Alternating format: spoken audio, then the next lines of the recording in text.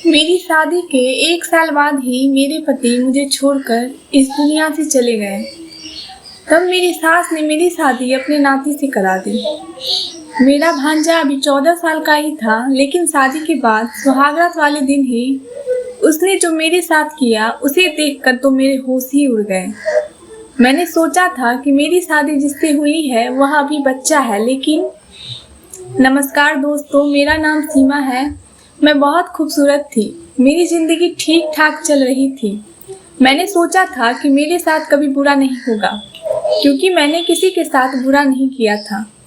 लेकिन वही होता है जो किस्मत में लिखा होता है। जब मैं छोटी थी तो मेरी माँ मुझे और मेरे पापा को छोड़कर कोई मर्द के साथ भाग गई थी। उसके बाद मेरे पापा भी कोई औरत को शादी करके घर ले आए थे। मेरे पापा घर में ज़्यादा ध्यान नहीं देते थे। मैं जब 18 साल की हो गई थी, मैं घर का सभी काम करती थी और बच्चों को ट्यूशन पढ़ाती थी, जिससे हमारे घर का खर्चा चलता था। सभी लोग कहते थे कि इसकी माँ और पापा इसकी शादी नहीं करवाएंगे, क्योंकि ये 15,000 का महीना कमाती है और उसकी सौतेली माँ को एक अच्छी नौकरानी मिली है। क्योंकि मैं घर का सारा काम करती थी और बच्चों को ट्यूशन पढ़ाकर हर महीने 10 से 15,000 कमा लेती थी, जो कि मेरी सौतेली माँ मुझसे ले लिया करती थी। इसलिए सबको लगता था कि मेरी सौतेली माँ मेरी शादी कभी नहीं करवाएगी। एक दिन मेरी सौतेली माँ ने कहा कि तुम्हारे लिए रिश्ता देख लिया है, शादी पक्की भी कर दी है, तुम शादी की तैयारी कर लो, 1 महीने में तुम्हारी शादी हो जाएगी। तो मैं हैरान रह गई। मुझे लगा कि वो मजाक कर रही हैं। मेरे लिए रिश्ता आने वाला था, तो फिर मेरी माँ ने ऐसा क्यों कहा कि तुम्हारे लिए रिश्ता देख लिया है। मुझे कुछ समझ नहीं आया, लेकिन मैं इस बात से ही खुश थी कि मेरी शादी होने वाली है। लड़के वालों ने मुझे पसंद कर लिया और मेरी शादी फाइनल हो गई। पसंद क्यों नहीं करते, मैं इतनी खूबसूरत थी और सर्वगुण संपन्न थी। मैं खुश थी कि मेरी ज़िंदगी में नया मोड़ आने वाला है। 1 महीने बाद मेरी शादी हो गई। शादी के दिन भी बहुत अजीब हुआ, क्योंकि मैंने अपने पति को नहीं देखा था। जब मंडप पर ले जाया गया तो सर नीचे करके बैठी थी। इतनी हिम्मत कहाँ होती है दुल्हन में कि सर उठाकर देख ले। जब अपने ससुराल चली गई, मेरे पति बहुत अच्छे थे। पहले ही दिन मेरा बहुत अच्छे से सम्मान करने लगे थे। मेरे ससुराल में मेरे पति और मेरी सासू माँ और मेरी ननद और उनका एक बेटा जो कि 13 साल का था, बस इतने लोग ही रहते थे। ससुर जी बहुत पहले ही इस दुनिया को छोड़कर जा चुके थे। सुहागरात वाले दिन मेरे पति ने मेरे साथ बहुत सारी बातें की। मेरे पति ने बताया कि उनका भांजा उनके अपने भाई जैसा ही है। वो अपने भांजे से बहुत प्यार करते हैं, उसको बहुत प्यार करते हैं। अपने सीने पर सुलाकर लोरी सुनाते थे और उसके पापा की तरह उसका ख्याल रखते थे। इसलिए तुम भी उसकी माँ बनकर प्यार करना, कभी शिकायत का मौका मत देना। दूसरे दिन जब मैं उठी तो मेरा भांजा मेरे दरवाजे के बाहर मिला। मेरी सासू माँ और मेरी ननद रसोई में थी। मेरा भांजा मुझसे बात करने की जिद करने लगा, तो मैं भी बैठकर बातें करने लगी। वो मुझसे अजीब सवाल पूछने लगा कि आप रात को आप और मामा क्या कर रहे थे। मैंने कहा बातें कर रहे थे। उसने कहा नहीं, आपके कमरे की लाइट बहुत जल्दी ऑफ हो गई थी। बताइए आप और मामा एक दूसरे के साथ क्या कर रहे थे। ऐसा लग रहा था मानो ये सारी रात दरवाजे के बाहर निगरानी में हो। मैं शर्म से पानी पानी हो गई। मैंने सोचा इतना छोटा बच्चा ऐसी बातें क्यों कर रहा है। इतनी छोटी उम्र में ऐसी बात दिमाग नहीं आनी चाहिए। रात को जब मेरे पति आए तो मैं सारी बातें उनको बताई। इतने छोटे बच्चे के दिमाग में ऐसी बात नहीं आनी चाहिए। मेरे पति ने मुझे डांटना शुरू कर दिया और कहने लगे कि मैंने तुम्हें उसकी माँ बनकर ध्यान रखने के लिए कहा है और तुम हो कि पहले ही दिन से उसके पीछे पड़ गई हो। मुझे समझ आ गया था कि मेरे पति अपने भांजे से कितना प्यार करते हैं। अगर मुझे अपने पति को खुश रखना है तो भांजे के बारे में मैं एक भी शिकायत अपने पति से नहीं करूँगी।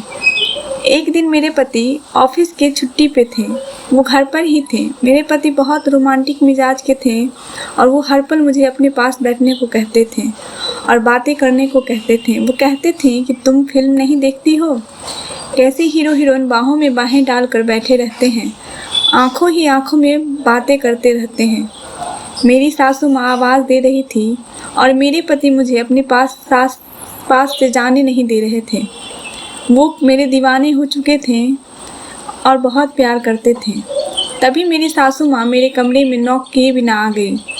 मुझे बहुत अजीब लगा कि ये कैसा ख़ानदान है, और मुझे सुनाने लगी कि आते ही मेरे बेटे को जोरू का गुलाम बना लिया है। मैं भी उनको बोली कि आपका बेटा खुद मेरा दीवाना है, तो मैं क्या करूं? शादी का 1 साल हो चुके थे। एक दिन मेरे पति काम के सिलसिले में कहीं गए हुए।